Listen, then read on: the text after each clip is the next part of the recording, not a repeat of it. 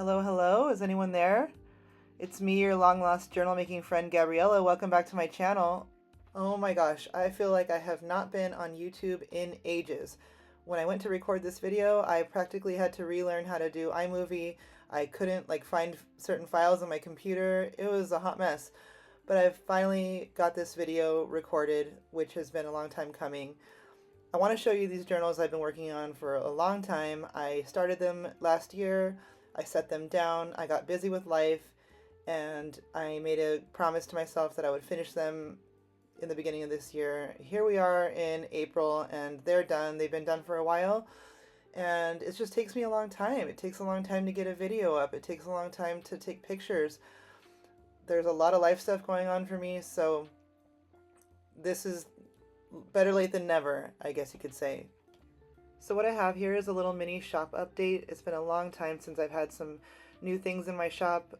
My shop and making journals is still, and probably always will be, something that I'm really passionate about and that I love doing and brings me so much joy playing with all of these papers and textiles. I don't think that's something that'll ever go away for me. So although it takes me a bit longer to get things in my shop, that's okay.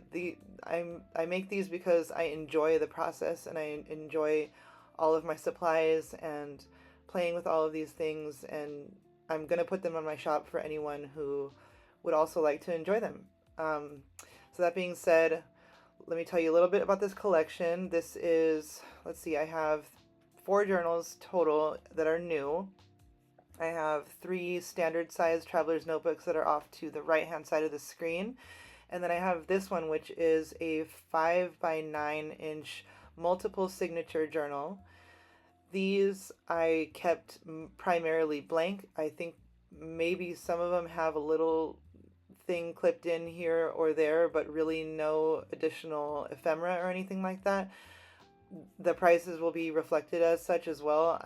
Sometimes I can get a little crazy with all of the tags and things that I add that take so much time and work and supplies, and I love doing that, but I wanted to keep these reasonable for anyone who wants to come back and shop at my shop. Who, if you've shopped with me before, maybe you want to come back and get something that's a little simpler but still really beautiful.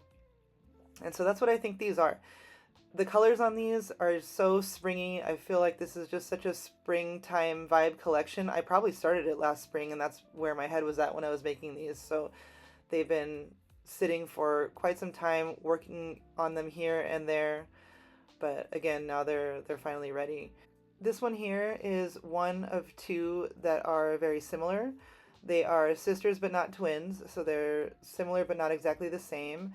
They have all similar papers and textiles on the insides, but with a few differences in each. And I think these would be really cute if they were sold as a set, like if you wanted to be twinsies with somebody and pass one along to someone as a gift, and you guys can be little journal BFFs. I think that's really cute. I've done some custom orders like that before where someone's ordered a matching one for their daughter or friend. So just an option for those. Otherwise, they're going to be on my website sold individually, and you can choose to pick up both of them or just one. What else can I say about this one? Other than I just love the colors on these, and even though the blues and some of the colors are darker, I still feel like they give a little bit of a spring vibe. They make me feel like fresh flowers and all the pretty florally, ruffly things.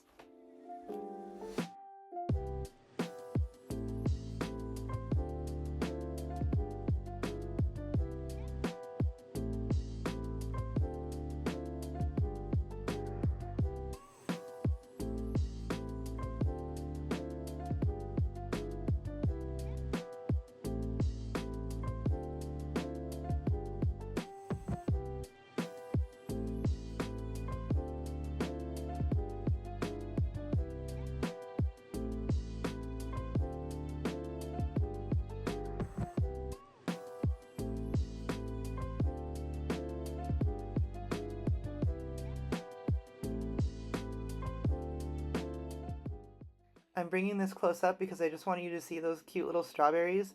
That is vintage wallpaper, and so is that pretty little pink flower there. I've tried to include little snippets of vintage wallpaper throughout, either as pockets or just to adorn some of the pages.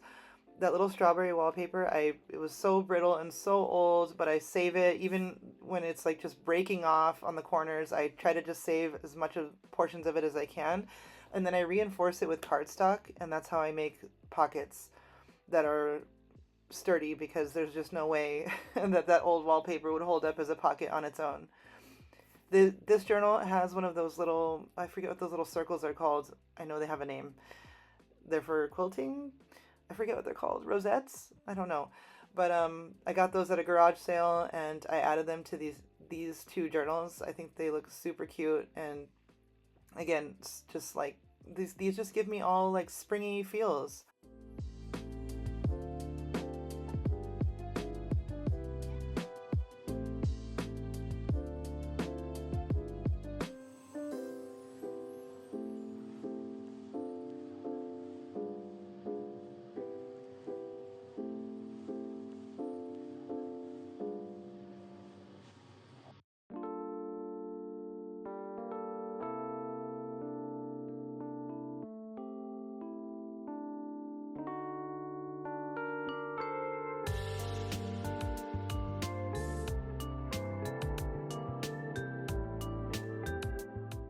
So as you can see, this one was pretty similar to her sister. And then, oh my gosh, okay, wait, but then there's the next one that's coming. You see it over there on the right? That one. That one is this spring journal. I love that one so much. Can't wait to show you.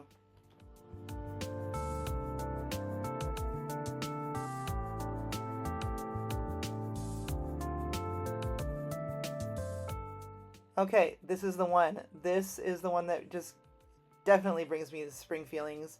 All the light colors, pastels, and then this beautiful little postcard with the pansies and the little bird. And then I think I was just trying to figure out what it said on the back here, but that's what it says. So the pocket on this one is a nice feature. The others don't have that, so that's a unique feature to this specific journal. I love doing pockets on the front. I feel like it gives you a nice little spot to tuck in something fancy, just like that little postcard that I put in there.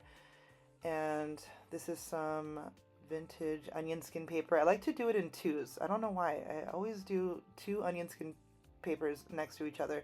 And then this green paper here with these little rosettes off on the side. That green paper was from Ruby and Pearl XO. I don't know what kit, but it is one of my favorites, and it went perfectly in this journal.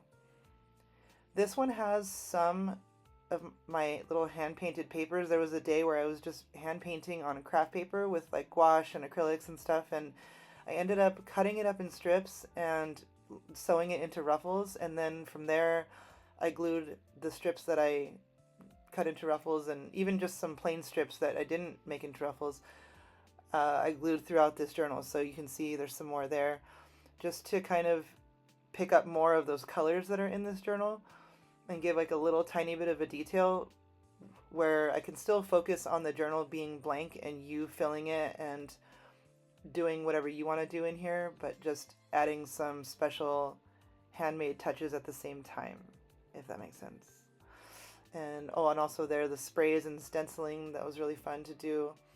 I put these rose pages, I think one in each journal, where there's just like either really big bright pink roses or these dried roses.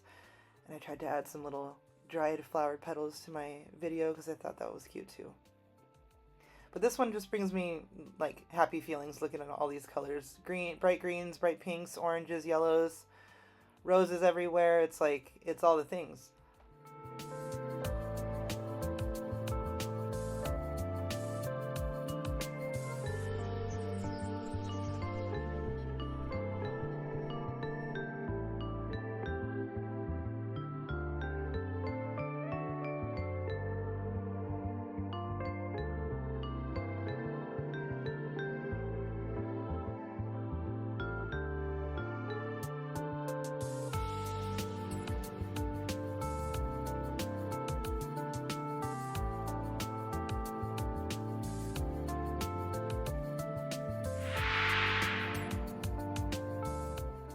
Okay, so that concludes the new journals, those 4 that I just showed you, and now I just wanted to bring out a couple journals that I have left in my shop.